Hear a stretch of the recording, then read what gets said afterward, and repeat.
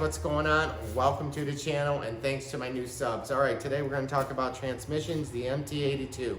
If it's going bad, if it's failing, we're going to talk about should you upgrade, what should you upgrade it to. Now this is based on my experiences, based on people that I know personally. So we're going to talk about what to do, and this is a big decision. This is a super big decision. So for you new guys out there just getting into the Mustang world, the Gen 1 all the way up through, I think, the Gen 2 until the Tremec was installed in the Bullet.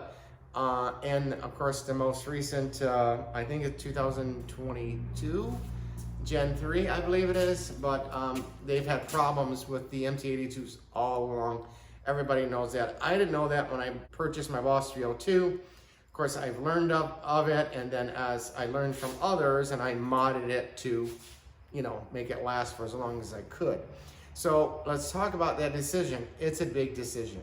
Which one should you go to? It's a big financial decision. Understanding that a Tremec is not just like a one-for-one replacement like the Calimer. I went to the Calimer initially from a stage 3 or to a stage 3 from a stock MT82 only because Calimer wouldn't warranty a stage 2 transmission. So I went with a stage 3 just because I thought I'd be done with it. Well, that wasn't the case, and my car is a driver. I didn't like it. What I liked about the Calimer is knowing that it's not going to break, and the fact that the gear ratios. I like the gear ratios. So the other thing, at that time, I did think about going to a Tremec, and again, it's big money. Transmission for transmission, it might be about the same, but then you add on your bell housing, you add on some of your other components, and then at the time of doing it, you might want to upgrade your throw-out bearing. You might want to upgrade your steel to a steel braid line from the plastic line for your hydraulic throw-out bearing. So a lot of decisions. Going to a Tremec, you need a 26 spline. You need a shorter drive shaft. So that's all money, money, money. And that's one of the reasons why I didn't initially go to a Tremec. I just upgraded my clutch.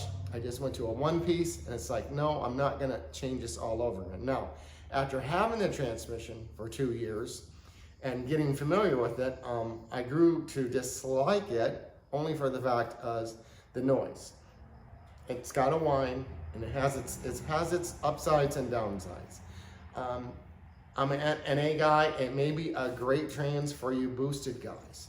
So again, economically, a Calimer is the best way to go if you don't want to, you know, change out all those other components.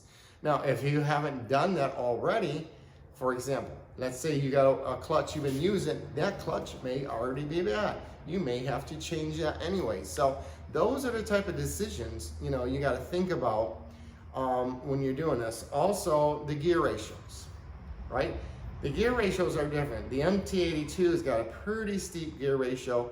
The Calimer is slightly taller, but it's still a lot, in my opinion, better than the Tremec. Tremec final gear ratios, 1-to-1 is 4th gear. In the MT82, it's 5th gear. In order for me to match, I've been looking at the gear ratios between the two, the Calimer and the Tremec. They're a lot different. In order to get close to the MT82, I would need a 410 rear gear. So that's another expense. Now, in my case, I already had that 410 because that was one of the first mods I did.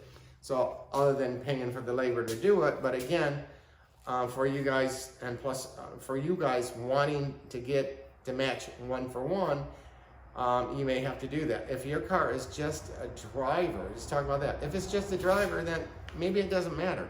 Maybe having a just solid piece, having a Tremec would be the right upgrade for you if you're willing to spend the money. But if you're not, then a stage 2 Calimer would be a good option. A buddy of mine just sold his car. He had that stage 2. He loved it. I don't know personally, but a guy on Instagram, he's banging the shit out of his gears. It's a stage 2 built by another outfit out of Texas. So again, making that decision, it's a big decision. A lot of times too, these are your daily drivers, so you can't wait, you know, to make those changes. So it's hard to change over, especially when you need a car to get you back and forth to work. And sometimes a one-for-one swap is the quickest and easiest way if you can just swap it out for another Calimer. So those are the things you guys need to think about. So here's my recommendation. If you're not racing and you're looking for a solid transmission and you don't want to upgrade, the wise thing to do is just pay, I think it's, I don't even know what a stage 2 is, $2,900. I know a stage 3 is $4,000. So that might be the way to go for you guys. And in the time while you're doing it, it's a good idea to check your clutch, maybe to upgrade your clutch or replace it. Obviously is upgrading, or going to the steel braided line. Also, while you're in there, replace that roll bearing. Use either the Ford or, you know, my last one, it lasted 4,000 miles, and nothing against McLeod. It's a McLeod. I don't know why it went, but it went on actually on the repair or the reinstall of my Tremec. So that's kind of where I would recommend you guys, if you guys are boosted and you're out there roughhousing the shit out of your transmission, then go with stage 3. It's just the way to go. If you want something nicer, something smoother, something quieter, and I know the Tremec guys who've done this already love their Tremecs, then take that upgrade, you know, but expect to spend, you know, you get $5,100 for a kit. You gotta, if you go with the high-end throwout bearing, it's another $500-600 with all parts. Then you got your 26 fine clutch to go with, along with drive shafts aren't cheap like they are. Neither of them are cheap, but the one piece for the Tremec is just shy of $1,000. Whereas the MT82, you can get a Ford Racing, I think, for $690, somewhere $698, somewhere around there. So guys, lay it out in black and white and make your best decision, and based on your driving habits, based on your wants and needs, and most importantly, based on, you know, your financial. What can you afford? What do you want? What you're willing to pay for, right? And if you're paying for labor, you know, it gets even that much more expensive. So I stopped counting on my car. I couldn't tell you what my cost is. I'm gonna guess it's north of $8,000. So fortunately, I was able to sell parts to get me maybe close to half of that, maybe. I had some other things to sell, but I'm gonna be hopefully happy with the upgrade. But for you guys, again, think about it, make that decision wisely, and hope this video helps. Hopefully it doesn't confuse you.